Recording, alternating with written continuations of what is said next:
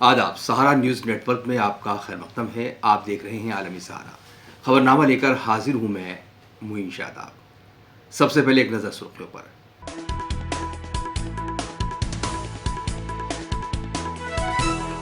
कांवड़ रूटों पर नाम की तख्ती लगाने पर उबूरी रोक रहेगी जारी। सुप्रीम कोर्ट ने खारिज की यूपी सरकार की दलील। योगी सरकार ने दाखिल किया हलफनामा। ममता बनर्जी बंगाल के साथ सियासी तफरीक के खिलाफ करेंगे एहतजाज। नीति आयोग की मीटिंग में हिस्सा लेने के लिए पहुंची दिल्ली। अमित शाह पर राहुल गांधी के बयान का मामला सुल्तानपुर कोर्ट में अब 12 अगस्त को होगी सुनवाई। अदालत ने सबूत पेश करने को कहा। राहुल गांधी का बयान दर्ज। सीएम योगी का ऐलान। यूपी पुलिस और पीएसी में अग्निवीरों को मिलेगा रिजर्वेशन। अग्निपथ स्कीम से मुतालिक मोदी का बयान पर अपोजिशन का सख्त रद्द अमल। और बराक ओबामा और मिशेल ने अमेरिका के सदारती ओहदे के लिए की कमला हैरिस की हिमायत।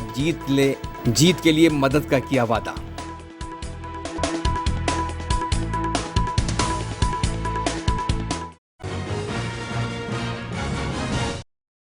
कांवड़ रूटों पर खाने पीने की दुकानों पर नाम की तख्ती लगाने के हुक्म पर रोक जारी रहेगी।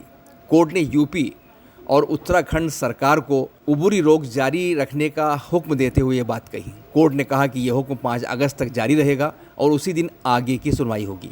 यूपी सरकार की दलील को भी कोर्ट ने खारिज कर दिया। उत्तर प्रदेश सरकार ने कांवड़ वाले रास्तों पर नेम प्लेट लगाने की हिदायत को चैलेंज करने वाली रिटों की मुखालफत करते हुए सुप्रीम कोर्ट में हलफनामा दाखिल किया।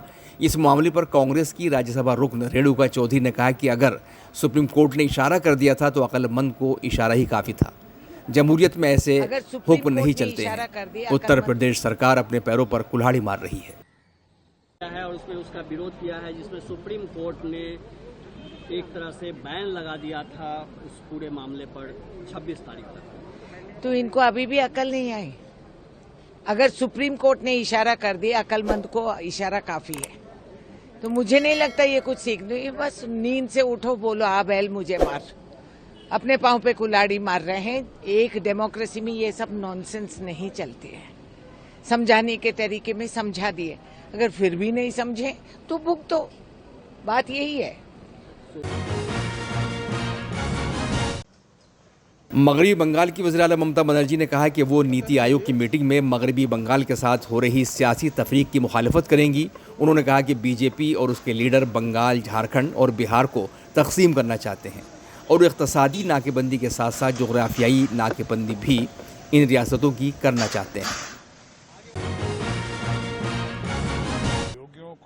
टीएमसी के लीडर शत्रुघ्न सिन्हा ने बजट में कई रियासतों को नजरअंदाज करने का मामला नीति आयोग में उठाए जाने की बात को हक बजानिब ठहराते हुए कहा है कि ममता बनर्जी मुल्क की मकबूल तरीन लीडर हैं। उन्होंने कहा कि अपने हलीफों को खुश करने के लिए सरकार ने बजट में बिहार और आंध्र प्रदेश की खुसूसी इमदाद की है, जबकि पंजाब, तेलंगाना और बंगाल जैसी रियासतों को कुछ नहीं दिया है।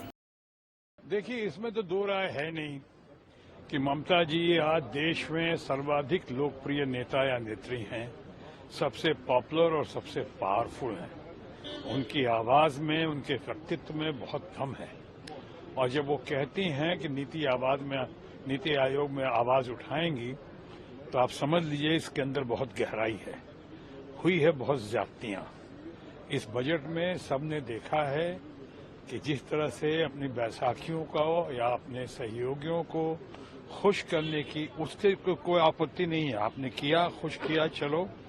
बिहार को दिया, आपने आंध्रा को दिया, चंद्रबाबू नायडू को वो अपेक्षित भी था।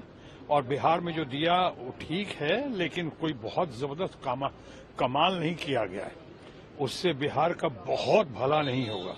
वहां हवाई अड्डे बिहार में अपना मेडिकल कॉलेजेस या एक्सप्रेसवेज, ये जो डिमांड रही है बहुत पहले से तेजस्वी यादव और विभिन्न नीतीश जी के जमाने से आवाज रही है। बिहार को स्पेशल पैकेज की बात हुई थी, वो तो दिया ही नहीं गया। और ये कुछ लोगों की नजरों में झुनझुना या लॉलीपॉप पकड़ा लेगा।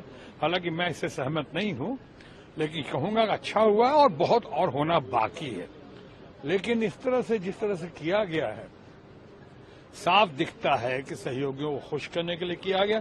और साथ ही साथ उन राज्यों को, जैसे कि महाराष्ट्र भी हैं, हरियाणा है, पंजाब है, हमारे यहाँ पे जितने और बहुत सारे राज्य हैं, तेलंगाना है, इनको टच भी नहीं किया गया है। आपने चंद्रबाबू नायडू को अच्छे इंसान हैं, अच्छे नेता हैं, या बिहार के नीतीश बाबू जो हमारे मित्र भी हैं, इनके लिए जो किया भले ही कम किया हो, लेकिन जो किया अच्छा किया, हम उसकी सराहना करते हैं। लेकिन इसकी क्या कीमत चुकानी पड़ी at the cost of other states जिनको आपने टच नहीं किया है, जिनको आपने छुआ नहीं। बंगाल को, अब बंगाल हमारा जो है उसको आपने एक तरफ टच नहीं किया। और दूसरी बात कि बंगाल का जो बकाया है, ये 48 लाख करोड़ का जो खर्चा या कर्जा के साथ जो आपने बजट पेश किया है, उसमें अगर 48,000 करोड़ अगर आपने दे दिया बिहार को और हमारे आंध्रा को, चंद्रबाबू नायडू को, तो ना ही ये कोई बहुत बड़ी बात है और ना ही कोई बुरी बात है। लेकिन साथ साथ ये भी कहना चाहूंगा कि बंगाल का बहुत पैसा, 2.25 लाख करोड़ रुपया अभी बाकी है। अभी पिछले 3 साल में बंगाल को 10 पैसा जैसा इतना मंत्रमुग्ध करने वाला भाषण दिया उसने, अभिषेक बनर्जी ने, उसको 10 पैसा नहीं दिया गया, उसने कहा हमारे बंगाल को। और बंगाल का पैसा रोका हुआ है, जिसमें मनरेगा का भी है, किसानों का भी है, मजदूरों का भी है, ग्रामीण विकास का है, डेवलपमेंट का है। ये सब करके आप क्या कहने की कोशिश कर रहे हैं? ऐसे तो सरकार जो साफ दिख रहा है, जो बजट पेश किया गया है, जो ममता जी भी अच्छी तरह समझ रही हैं, और उनके समझने की वजह से हम सब समझ रहे हैं कि ये जो है बजट सरकार को बढ़ाने के लिए या सरकार को चलाने के लिए नहीं पेश किया गया है, बल्कि ये बजट सामने आया है सरकार को बचाने के लिए। जो कुछ लोगों की नजरों में कहा जाता है, कुछ लोगों की भाषा में कहा गया है कि ये सरकार को या कुर्सी बचाने के लिए। तो इस तरह के बजट की अगर आवाज उठा रही ममता जी, तो मैं समझता हूं बहुत सराहनीय है। हम सब उनके साथ खड़े हैं और हम सब उनका साथ देंगे हमेशा की तरह, क्योंकि ये हमारा सौभाग्य है कि आज भी देश में ममता बनर्जी जैसी नेता या नेत्री हैं जिनके अंदर इतना दमखम है। इसलिए मैं ममता जी के बारे में कहता हूं, दमखम वही, चमखम वही, कदकाठ वही है, तलवार पुरानी है मगर काट वही है। ऐसी है ममता जी। हमारी शुभकामना उनके साथ है।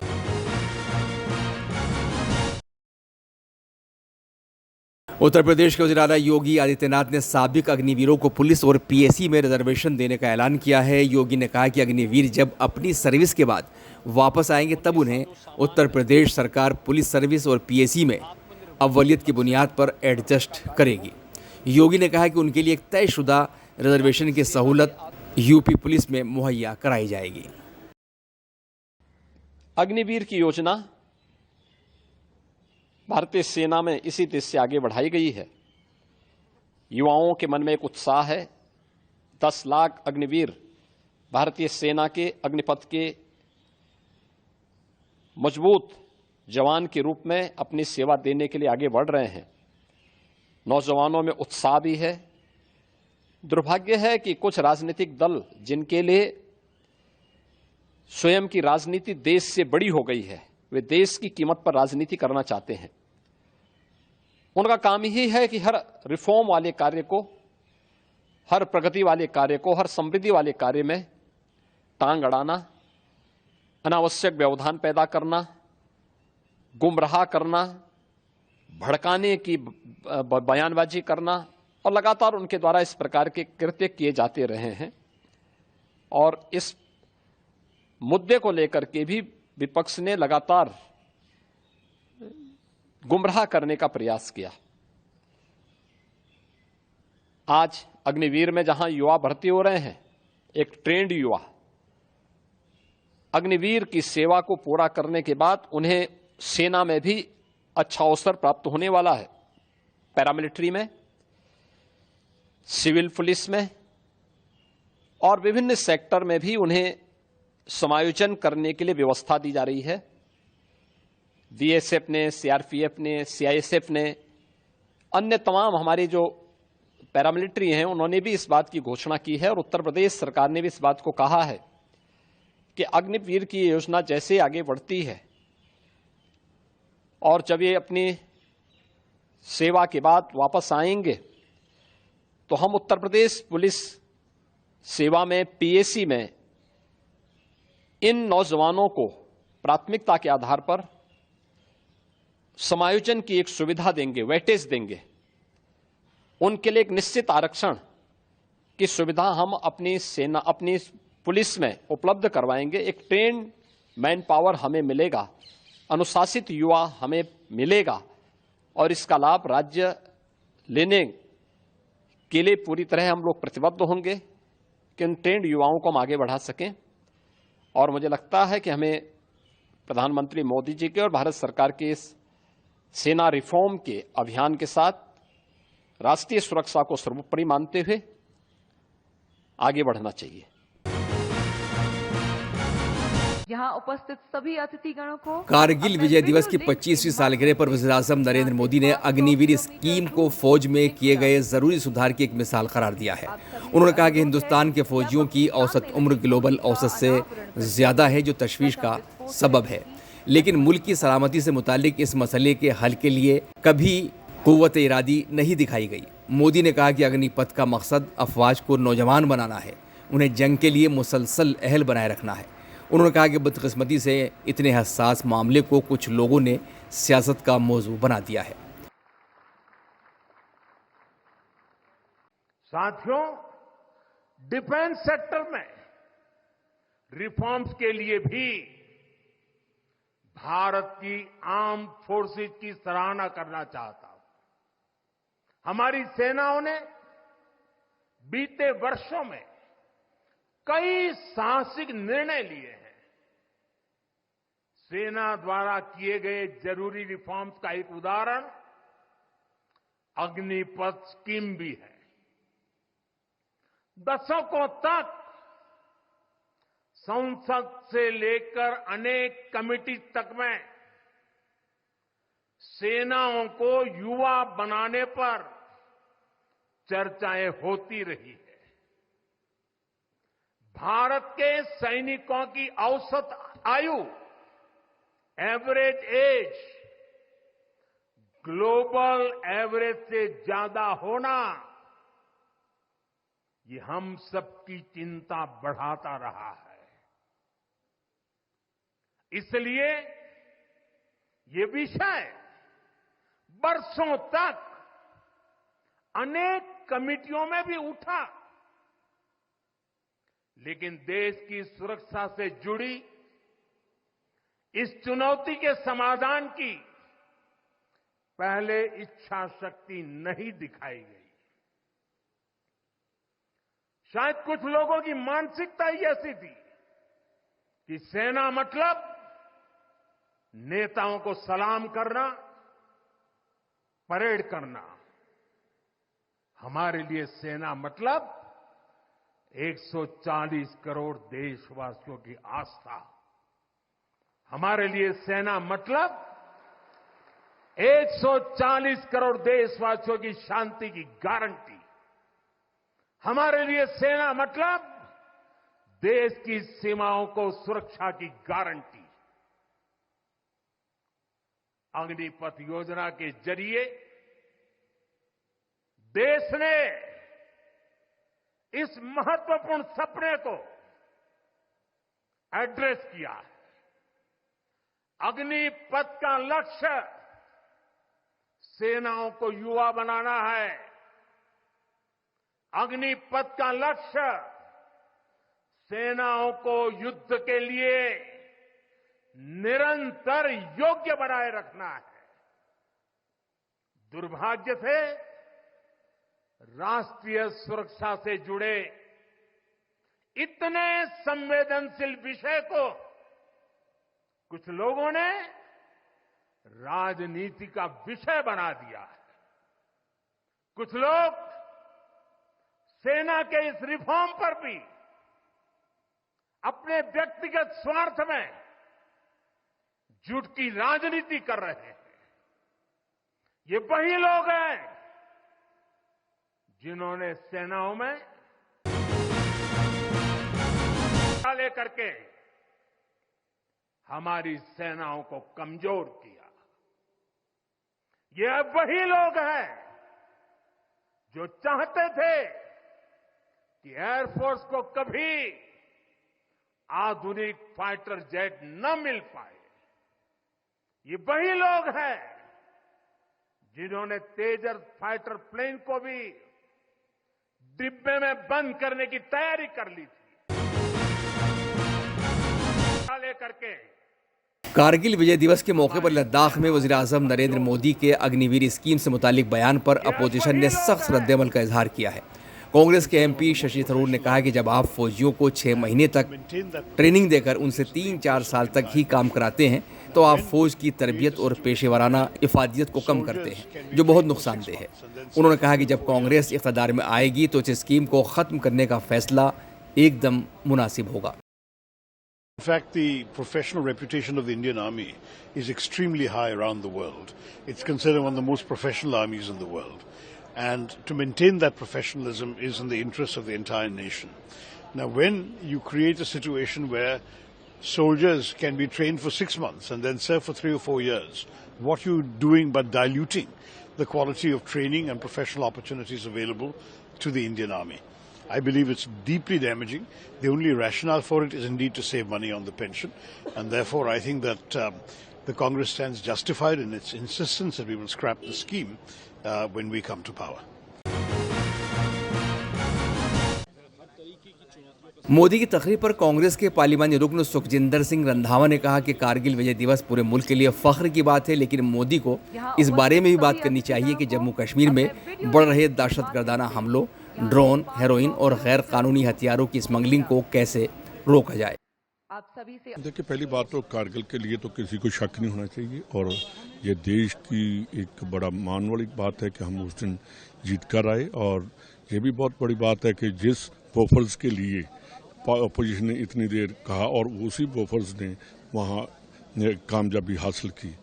और जो भी है, आज भी अगर हम देखते हैं कि JNK का प्रधानमंत्री जी कुछ भी कहते हैं, कोई बात कहते हैं, तो उसको ध्यान में रखना चाहिए कि वहाँ हर रोज़ क्या हो रहा है।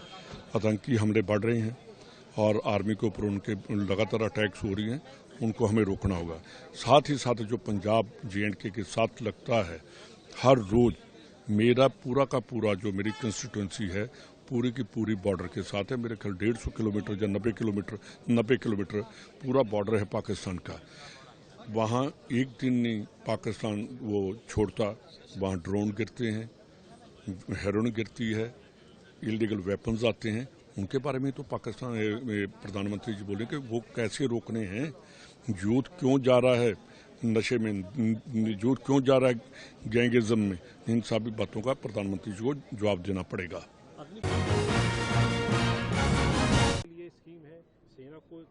वज़ीर-ए-आज़म मोदी की तकरीर पर समाजवादी पार्टी के MP धर्मेंद्र यादव ने कहा कि वज़ीर-ए-आज़म को कम से कम फौज जैसे हसास मामलों पर संजीदगी और जिम्मेदारी का मुजाहरा करना चाहिए। उन्होंने कहा कि 4 साल बाद जो नौजवान रिटायर हो जाएंगे, आखिर उनके मुस्तकबिल का क्या होगा। 4 साल बाद जो नौजवान रिटायर हो जाएंगे, आखिर उनका भविष्य क्या होगा, इस बात का कहीं कोई स्पष्ट जिम्मेदारी गारंटी है क्या? इसे प्रधानमंत्री जी को कम से कम सेना जैसे संवेदनशील मामले को बहुत गंभीरता के साथ और बहुत जिम्मेदारी के साथ और उनके भविष्य को साथ, उनके सम्मान, स्वाभिमान और आत्मबल को बचाते हुए सोचना चाहिए। इस मुद्दे पर समाजवादी पार्टी का स्पष्ट मानना है कि जो पुरानी स्कीम थी सेना की भर्ती की, वही शानदार थी, वही बेहतर थी। उसी स्कीम से निकल के, उसी भर्ती प्रक्रिया से लोग निकल के लोगों ने देश के गौरव को बढ़ाया, सम्मान को बढ़ाया, स्वाभिमान को बढ़ाया, देश की रक्षा की है।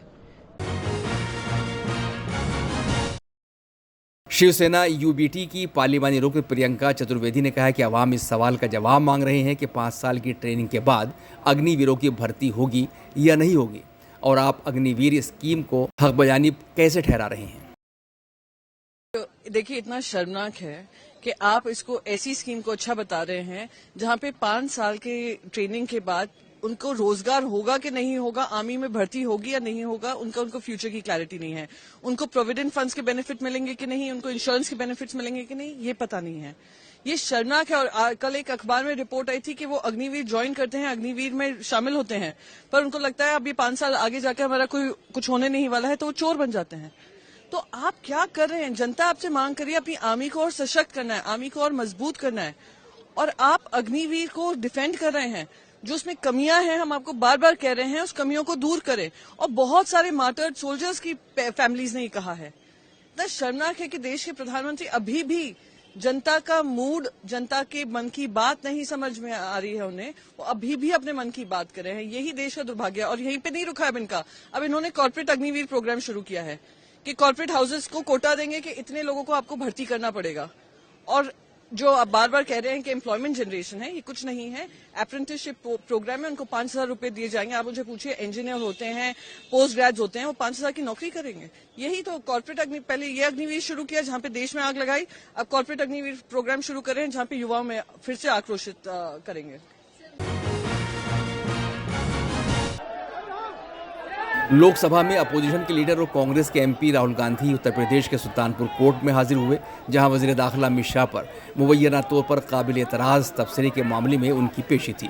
अमित शाह पर रिमार्क करने पर उनके खिलाफ हतक इज्जत का मुकदमा किया गया था।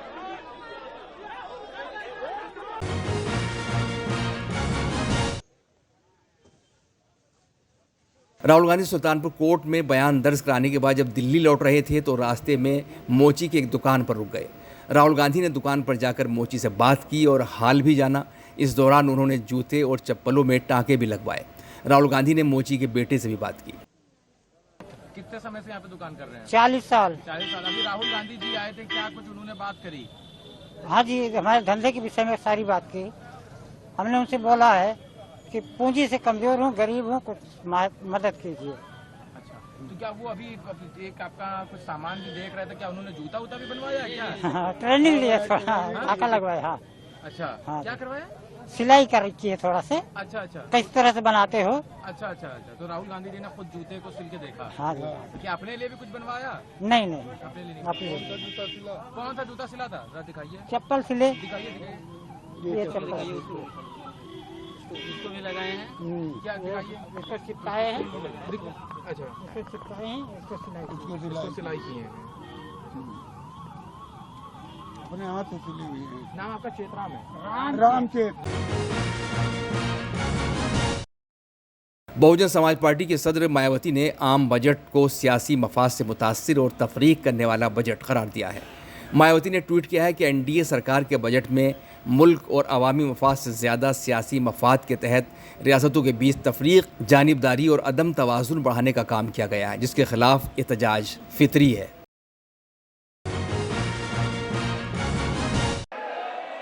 शिवसेना यूबीटी के लीडर संजय राउत ने मरकजी बजट को नॉन बायोलॉजिकल बजट करार देते हुए कहा कि यह बजट कुर्सी बचाने के लिए बनाया गया है। उन्होंने कहा कि चंद्रबाबू नायडू और नीतीश कुमार को बहुत बड़ी फिरौती देकर मोदी अपनी कुर्सी बचा रहे हैं। इंडिया का फंडा पहले नहीं था। मोदी जी ने बहुमत गंवाया।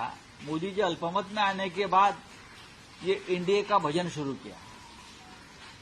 तो आप ये स्वीकार करिए कि मोदी जी चुनाव हार गए हैं और मोदी जी चंद्रबाबू नायडू और मिस्टर नीतीश बाबू, ये दोनों को आपने देखा होगा, ये दोनों को बहुत बड़ी फिरौती देकर, हमारे यहाँ खंडनी बोलते हैं, देकर अपनी कुर्सी बचा रहे हैं।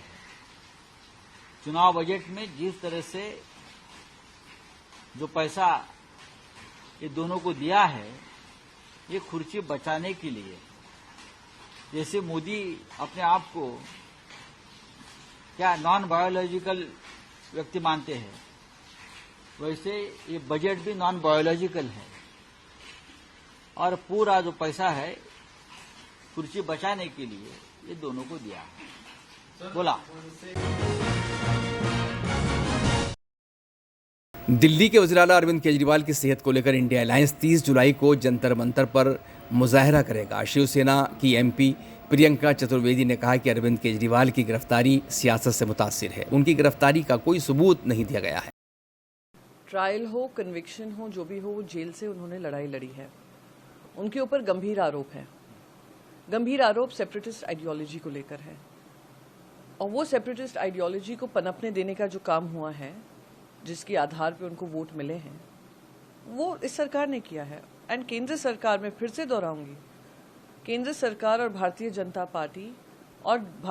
पार्टी और केंद्र सरकार के गृह मंत्री जो आग फैलाने की कोशिश करें बॉर्डर स्टेट में, पंजाब जैसे राज्य में, वो दुर्भाग्यपूर्ण है। इसके अलावा मैम सवाल ये है, अरविंद केजरीवाल के कोई भी एक ऐसे आरोप नहीं है जो कोई सिद्ध कर पाए हों, कोई भी एक आधार नहीं है जो दिखा पाए हों।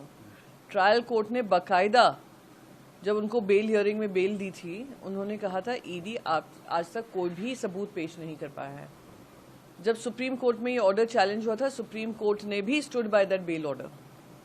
तो दिखाता है कि ये जो उनकी अरेस्ट है वो कोई सत्य तथ्य के आधार पे नहीं है, वो राजनीतिक आधार पे है।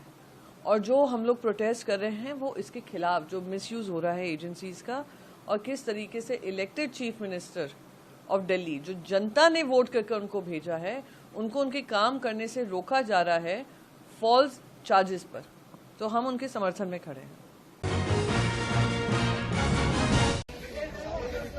उड़ीसा के भुवनेश्वर में रेलवे स्टेशन के पास मालगाड़ी के 2 डिब्बे पटरी से उतर गए, जिससे आमद और रफ्त मुतासिर रही। बाद में रूट को बहाल करने का काम शुरू कर दिया गया।